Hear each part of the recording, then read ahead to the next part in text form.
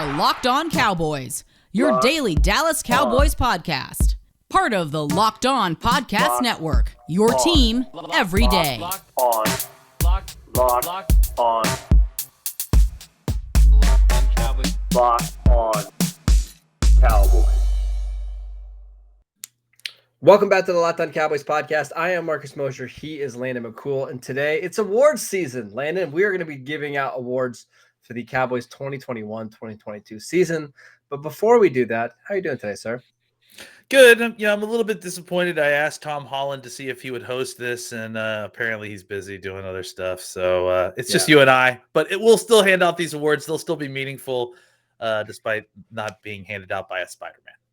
You know how much I love Oscar season, so this is even better than the Oscars, right? It's just, these are actual awards. It's even better because we get to choose the winners. That's why, right? Yeah. There you go.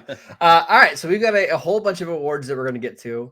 So let's go ahead and get started. Our first award, Landon, is the Offensive Player of the Year, and the winner is.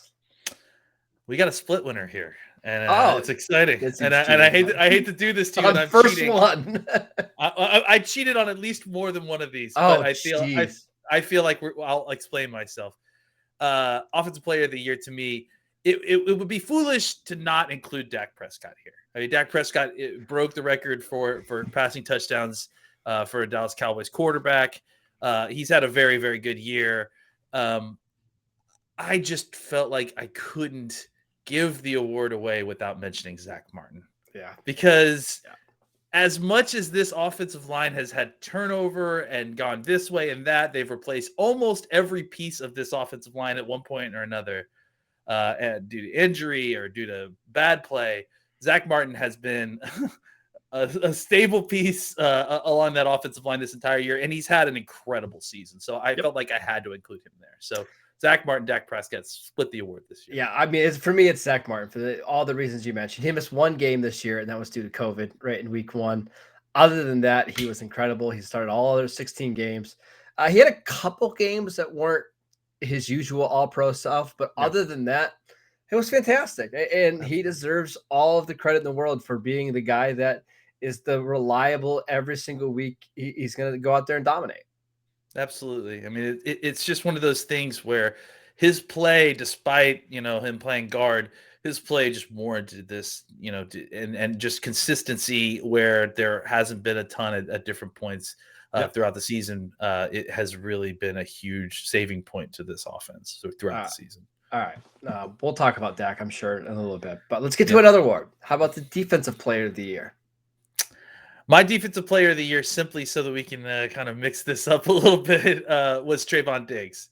11 interceptions, despite what some of the PFF folks have said. And look, just to show where we are on that argument, I feel like many of the points that have been brought up by the folks at PFF are absolutely valid.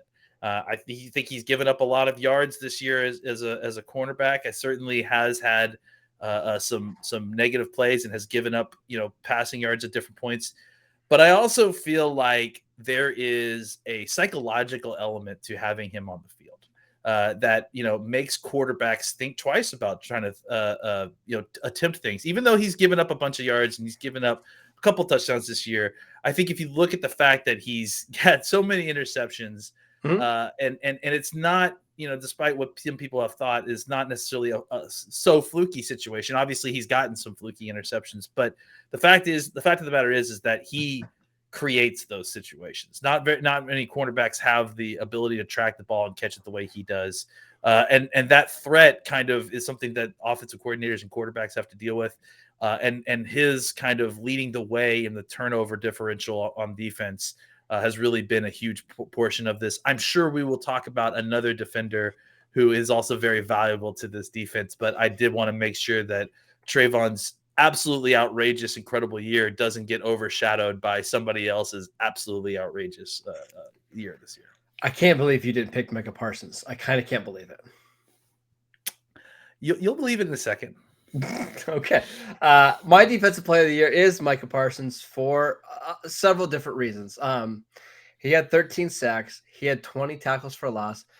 Do you know, and I just actually looked this up while you were talking, he has the Cowboys record for most quarterback hits in a season. Yeah, I did Pretty actually incredible. see that. That's incredible. I kind of have no idea what this defense would look like without Micah Parsons on the field, just because he does so much. And there was so many games earlier in the season that he saved them, right? Like the Chargers game, they lose that game if they don't have Parsons on the field, because he absolutely dominates on that right side, or against the right tackle. He has games where he makes the big strip sack or the big tackle at the end of the game. I think he's the most valuable player on this defense by far, and I love Trevon Diggs. I just think he's been excellent this year, Landon. I think all of those reasons and more are why I chose him as my most valuable player of this year. Okay. And actually, I split it with Dak because, again, Dak deserves the award as well. But the fact that I'm even willing to have a conversation that a linebacker would get most valuable player on the team, it's hard to argue. I think all the points that you just made really point to his value on this team and how much he has turned around this team just simply with his presence.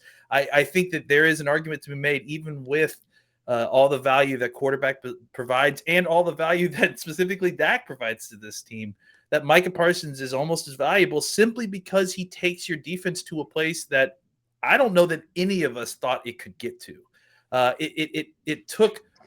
I don't know that I've ever seen a single player that has made two different weaknesses on your defense into a strength at once, and he did that with pass rush and second level linebacker play. So.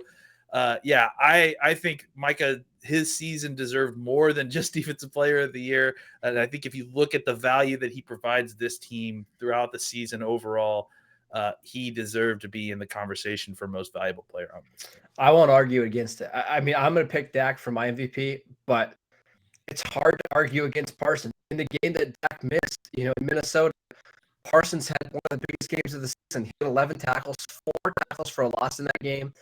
He was the big reason why Dalvin Cook just didn't run wild in that game. It's really, really hard to argue against it, but it's Dak, right? You have a franchise quarterback who's the leader of your team, who beat some really good teams this year. Like his performance in New England was fantastic, and he's your quarterback. So it's kind of hard not to give it to him, but Parsons is not a bad option either, right? Absolutely not. Absolutely not. All right. We've got a lot more to get to, Landon. But before we do that, we want to tell you guys about Built Bar. It's the new year, so that means New Year's resolutions. If yours is about getting fit or eating healthier, make sure you include Built Bar in your plan. Built Bar is the protein bar that tastes just like a candy bar, or maybe even better than a candy bar. You want to eat healthy, but it just gets so boring. By week 3, you might be thinking, it's just not worth it. I want some chocolate. Built Bars are 100% covered in chocolate, and they're good for you. Only because they have because they have only 130 calories, 4 grams of sugar, 4 net carbs, and 17 grams of protein. And there's so many great flavors to choose from: coconut almond, peanut butter brownie, raspberry, cookies and cream, salted caramel, and so many more. Go to built.com and use promo code LOCK15 to get 15% off your next order. Again, promo code LOCK15 for 15% off at built.com. All right, Landon, our next award is Most Improved. Yeah, I feel like this one, we have a most approved and big surprise, and I kind of waffled back and forth between these two categories a little bit, who I was putting in each. But for me, I feel like there really isn't too many other options here besides Terence Steele. Terence Steele's 2020 season to 2021 season showed as far a jump as I've seen a first-year player go to a second year. I think that when we watched Terence Steele last year, there didn't seem to be a ton that was redeemable about him. He did have some power to him. He did have kind of the requisite athleticism. He looked the part for sure. But he just looked lost at different points, was bending at the waist all the time, especially in pass protection. Just didn't seem to be, kind of able to keep his technique going for long stretches. He would look good for a little bit and then just kind of lose track of his technique, and then it would just kind of all fall apart on him. Obviously, he was an offseason award winner. He spent a whole bunch of time with Duke Merriweather and that group over in the offseason and improving. And it showed. He came out and he's been one of the best run blockers on this team, period, despite who's on the offensive line. And his pass protection throughout the season has continued to improve to the point where, I mean, I know that we were playing backups last Sunday, but I barely even noticed he was in at left tackle last week. So Yeah. I think that shows you that really shows you something in how much he's improved, and I'm just super impressed with the offseason that Terrence Steele had this last year. So I'm gonna say this right now. Our next award is best free agent signing, and I'm gonna spoil this for you. My most improved and best free agent signing are going to be the same player. So I'll go ahead and talk about them right now. Let's hear it. It's J-Ron Curse, right? When the Cowboys signed J-Ron Curse, I did not understand it at all. This was somebody who in Minnesota could not get on the field as a safety because he was too long and too leggy, didn't really tackle well in space. You could expose him in coverage. And then he goes to Detroit, and he's really just a special teams player, doesn't play a lot. And when he does, it's not good. And the tweet's still up there. You can go find it right now. And when the Cowboys signed J-Ron Curse, I think my reaction was, ugh, like, why? This is somebody that is not going to be somebody that's going to make the 53-man roster. It's not somebody you want to rely on defense. And now Landon, he's like one of your 4 or 5 most important guys on defense. Like the entire defense is kind of built around him and Michael Parsons as the second level defenders. He's been incredible this year, and he's really like the modern day box safety. And he's so much fun to watch. You know, it's funny when he got signed, and by the way, he's my pick for best free agent as well. So we'll go ahead and roll this into that.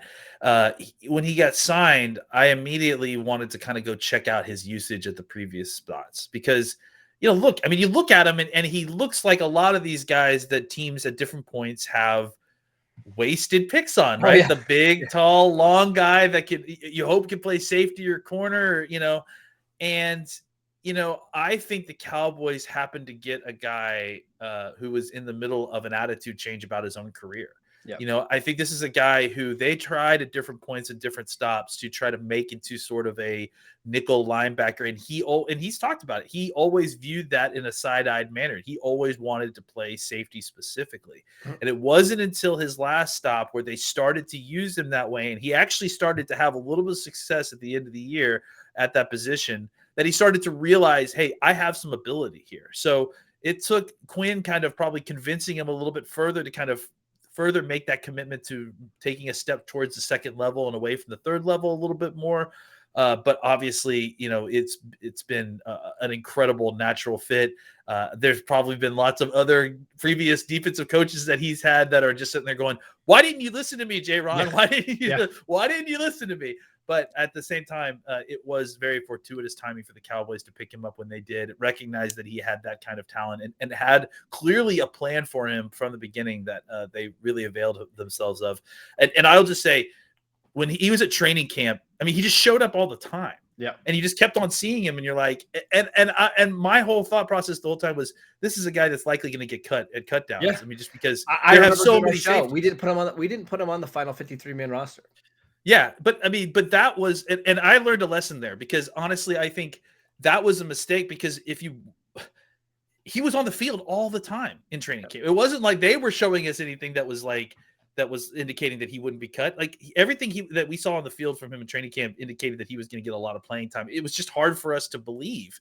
And then once the season came around, you saw what kind of player he was, the position he was playing, and it makes a lot of sense. So kudos to the Cowboys coaching staff and kudos to J-Ron Curse. He had the second most defensive snaps of anybody in the Cowboys, only behind Anthony Brown. Like he ended up being the red dot guy calling all the plays. You didn't want to take him off the field. And now I'm a little worried. Like I know he's dealing with a hamstring injury. He's still on the COVID list. Like if he's not 100% for this playoff game, the Cowboys could be in real trouble. Like that's how important J-Ron Curse is to this defense. Yeah, absolutely. He's really become an important piece. All right, next award. The top assistant. Now you can do a coordinator, you can do a specialist coach or whatever. But who was your top assistant, basically non-Mike McCarthy coach? I am going to go with. I'm actually going to switch it up a little bit. I was going to go with Dan Quinn because I do think that the Cowboys, had an incredible turnaround on defense. But I'm actually going to go a little bit more specific here. I'm going to go with Al Harris. That's I who I think have that as well. That's great. wow. Well, then maybe I should go with Dan Quinn. But No, I do it's good. think Well, I think we should talk about Al Harris. Let's do it. I think that the work that Al Harris has done with the cornerbacks this year. I mean, if you want to talk about a group that has improved as an entire room from last season to this season, there isn't a group in this team that surprised us more than the cornerback room, top to bottom. It wasn't even just Trayvon Diggs, who obviously took a large step forward. But Jordan Lewis, Anthony Brown, the development of Kelvin Joseph, those guys all came in ready to play and all look extremely solid in a way that frankly looks like they're all having career years. And you have to give Al Harris some credit there. I mean, he clearly has been able to kind of form a bond with these guys, get them to trust their techniques, and get them to kind of play at a level that none of them had really played before. So super kudos to Al Harris. I mean, I think Witt deserves some credit as well. Joe Witt as the defensive back, kind of secondary defensive pass game coordinator, role. But I do think that specifically Al Harris and the work that he's done with the cornerbacks just deserves the nod. Yeah, I mean, I don't disagree, and this is the reason why. I'm gonna name you some players, and you tell me if they're having the best year of their career or not. Trayvon Diggs, yes, right. Anthony Brown, yes. Jordan Lewis, probably, yeah, yes. Malik Hooker. That's arguable, but I would say on a per snap basis, probably yes. Yeah. Donovan Wilson. Wilson was probably a little bit better last year, but I think he's more of a complete player now, though. Yeah, maybe. Yeah. Javon Curse. Right. Definitely. That's what I'm saying. Like, all these guys are having their best year of their career or close to the best year of their career. There's nobody in the secondary outside of Casey who you're saying, this guy just isn't as good as we were hoping for. Right. Like, and that's the job of an assistant, is to get everybody to play above their heads. How can that not be Al Harris for our top assistant? Right. Absolutely. I think it's a very obvious choice. We should also mention On Dirty. I think he should be in there as well. Just because of how much crap he had to deal with this year. Right. Like, after week one, you have all your guys together, and then DeMarcus Lawrence breaks his foot, and then Randy Gregory goes on the COVID list, and then Randy Gregory comes back and looks good, and then he hurts his calf. And then Neville Gallimore gets hurt in the preseason. Tristan Hill is on PUP. I mean, they just had so many things. Britt Urban gets hurt, and yet they found combinations that worked all year long, and they got it done. It was really, really impressive. And to be able to move all those guys around have them be able to play and a bunch of different techniques and not miss a beat. I mean, that's just really good coaching. So kudos again to Dirday on that. Yeah. All right. We've got two more awards, Landon. But before we do that, we want to tell you guys about BetOnline. BetOnline would like to wish you a happy new betting year as we continue our march to the playoffs and beyond. BetOnline remains the #1 spot for all the best sports wagering action for 2022. New year and a new updated desktop and mobile website to sign up today and receive your 50% welcome bonus on your first deposit. Just use promo code LOCKEDON to get started. From football, basketball, hockey, boxing, and UFC, right to your favorite Vegas casino games. Don't wait to take advantage of all the amazing offers available for the 2022 year. BetOnline is the fastest and easiest way to bet on all of your favorite sports. We also want to tell you guys about Get Upside. Our listeners are making up to 25 cents per gallon on every single gallon of gas every single time they fill up. Just download the free Get Upside app in the App Store or Google Play right now. Just use promo code Touchdown and get a bonus 25 cents per gallon on your first fill up. That's up to 50 cents cash back. Don't pay full price at the pump anymore. Get cash back using Get Upside. You can cash out anytime to your bank account, PayPal, or e-gift card. Just download the free Get Upside app in the App Store and use promo code Touchdown get up to 50 cents per gallon cash back on your first tank. That is promo code Touchdown. All right, last two awards. Biggest surprise. I mean, for me, it's Anthony Brown. We spent all offseason trying to replace this guy, to get this guy on the bench, to basically get him off the field as quickly as possible. And if we couldn't get him off the field, the Cowboys were absolutely doomed. I think he's played borderline Pro Bowl level. I mean, it's shocking how good he's played. And I have a belief in Anthony Brown because we've seen him play good football before. But the way that he played this season on the outside, on the inside, wherever they asked him, he has just been quietly a very, very good corner for the Cowboys. Maybe one of the top, I don't know, 10 or 15 corners in the league, despite not a ton of flash because of the guy that's playing opposite of him. I just, as much as we talked about Terrence Steele and how much he's improved, and that's obviously impressive because he had a long way to go. Anthony Brown is a veteran, I think is year 5 or 6, if I'm not mistaken. And for him to kind of come back from what was a really kind of a nagging injury all throughout last season that really caused him to have one of the worst years of his career, and for him to bounce back and have the year he did, I think is the ultimate testament to what we just talked about with Al Harris and the ability to kind of come back and really put your best foot forward. Anthony Brown making the improvement he did had almost as much to do with the Cowboys defense having the resurgence that it did as Micah Parsons or some of these or Trayvon Diggs, but it simply wasn't as much fanfare. And I think we cannot give Anthony Brown enough credit for the job he's done this season. Yeah, it's hard to argue against Anthony Brown. So I'm with you there. The only other guy that I want to mention, and actually I'm going to go ahead and make him my biggest surprise. It's Cedric Wilson. We've been talking about Cedric Wilson for a long time now. Didn't play as his rookie year in 2019, 2020. Let's just put it this way. In his first 3 years of his career, he had 235 receiving yards. 235, right? Nothing. This year, he has over 600 receiving yards, and he has over 700 yards of offense for the Cowboys. And the thing about Wilson is whenever they've needed big plays, he's made them. A perfect example is the Minnesota game, right? Yep. He catches that one deep pass and turns it into a touchdown. The offense was just not making any progress at all in that game. He makes the big play to get them back in it. And then he has the 35-yard throw that puts him in range to score another touchdown. Like, all he's done is make big plays whenever they've relied on him. And for a guy that we were thinking as the number 4, number 5 receiver, in fact, Landon, I even remember talking about it in training camp. Hey, could the Cowboys cut him to save $2 million? Yeah. There's not big of a difference. People were talking about that. Yeah. And monsters were talking about cutting him over $1 million, if I'm not mistaken. It wasn't unjustified because, again, he had 200 yards in the first 3 years of his career. And now he's become a really, really important part of your offense. It's been awesome to watch. Yeah, and I totally 100% agree. I think we've been saying it on this show that the Cowboys, even before Gallup got injured, they needed to find a way to get Cedric more involved, because when they do, it adds a level of stability to the wide receiver position that they don't really have in other spots. A level of reliability, and honestly, that segues very nicely. Oh no! To biggest disappointment. Michael Gallup, I think, let me just put this out here. Michael Gallup and Cedric Wilson had almost the exact same number of targets this year. Let me go ahead and read this for you.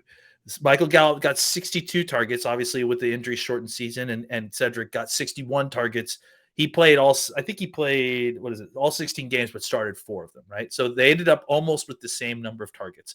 Michael Gallup's numbers are 62 targets, which resulted in 35 receptions for 445 yards at 12.7 yards a clip with 2 touchdowns. On 61 targets, Cedric Wilson had 45 receptions for 602 yards at 13.4 yards per reception and 6 touchdowns. Now, I'm not trying to be, a box score scouting this, but like when you are both under 60% in converting your targets and under the yards per reception at Cedric Wilson, what's happening here? Yeah. And I understand that Gallup was injured, and I'm not blaming Gallup or saying that Gallup isn't a good player. I'm just saying that it was disappointing because of all of what we were expecting from Gallup this year, whether it was injury, whether it was struggling to come back from injury. It doesn't really matter ultimately, but I felt like if you looked at the targets that Michael Gallup got, I just didn't get a lot of the Michael Gallup that we had hoped for in previous seasons. And I think that the comparison with Cedric Wilson really kind of helped shine a light there as to what it felt like this receiving group was missing. I think CeeDee Lamb and Amari Cooper have similar numbers. I think Lamb, has been more explosive this year. Cooper's been a more reliable target. But what you needed was Gallup to either be that, down the field touchdown maker, the 9-route guy, or a more reliable target. And unfortunately for us this year, it didn't seem to be either or. So I think that it was a little bit disappointing to see the kind of results that Gallup got. Not that I don't want him back or not that I don't want to resign him, just kind of in comparison to what we expected going into the season. I agree with you. I love Michael Gallup. I think he's the right kind of player to have. But it's a little concerning that the efficiency has dropped now in 3 straight years. Landon, yards per target, 9.8 in 2019, 8.0 in 2020, 7.2 in 2021. And then the flip side, Cedric Wilson this year, or actually since 2019, 5.8, 6.8, 9.9. So, which actually I think leads the team on, if I'm not mistaken, or certainly leads wide receivers. So just somebody who's kind of trending in a different direction. I agree with you. I actually thought you were going to go Amari Cooper. And actually, I'm not about it. I'm not disappointed in Cooper because there's been so many kind of things going around him. That's not really his fault, right? Some of the injuries he's been battling. He still averaged 8.3 yards per target. I mean, still really efficient. He basically played to his career average numbers this year. He's fine.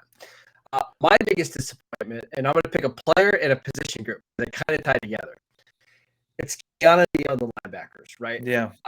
Going back to our talks in the preseason, and we were trying to figure out, like, okay, they always have all this linebacker depth. How are they going to get these guys to the field? Which could be the best combinations to use?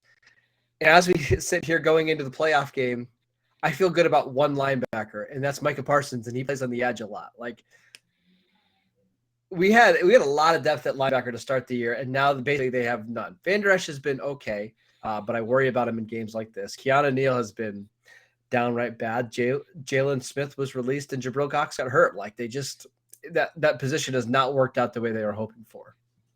Yeah. Before, just to peel the curtain back a little bit, I had a list of an offensive and a defensive player for surprise and disappointment, and Keanu Neal was my disappointment. And the reason I took him off because I assumed you were going to bring him up, because to me, he's the obvious pick. I mean, I think that there was a lot of expectation. Hey, this is a guy who is shown to be a good second level defender, throughout his career. Maybe he didn't play linebacker specifically, but he at least showed a level of run and hit and ability to kind of mix it up in the run game that you thought that he could have some success there. That's not what we saw. No. That's not really what we saw from this guy at all throughout the season. We saw a guy who missed tackles, who was getting blocked out of running lanes, who was over pursuing, who just wasn't an efficient player in the run game, which is basically why he was brought in here. So, I think that Keanu Neal, and you're not wrong to include the entire linebacker crew here, because like you said, we came into the season looking at these names and like all the depth. How are you going to play all these guys? The Cowboys have got 20 different linebackers. How are they going to play all these guys? Frankly, they can only really play 2 of them, and they get the third one on the field, they usually regret it. So I think for the Cowboys now, it's Landon, it's Parsons, and it's Curse. It's Curse, right?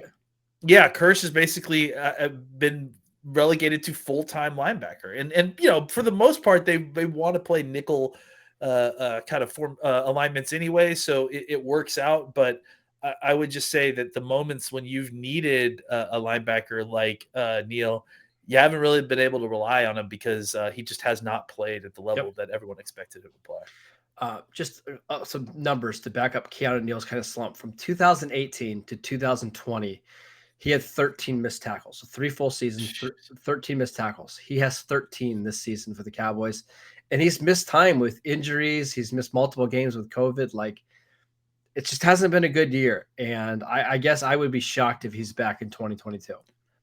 Yeah, I mean, especially if we see Quinn go someplace else, I can't imagine that he's here next year. And he'll be 27 this offseason. Like, linebackers just don't last that long. So go out and get somebody else. It's not working out as a linebacker here in Dallas. So that's all of our awards. If you have any other ones that you want us to pick or answer, please let us know. We can maybe do that after the season ends or whenever we get a chance. But tomorrow we've got a crossover show with the guys from Locked On 49ers. Landon will be joining me on that show. Yeah. It's going to be jam-packed of a lot of good rivalry talk. I'm looking forward to it. Friday is our preview. We'll get the official pick. I saw somebody yesterday asking me for Twitter questions if I'm going to pick the Cowboys this week. And guys, hey, this is a playoff game. We're going to do all that we can to make sure that the Cowboys win. So. Absolutely. You better not pick the Cowboys. Follow the show at Locked On Cowboys. You can follow Landon at McCool BCB. We'll see you guys next time.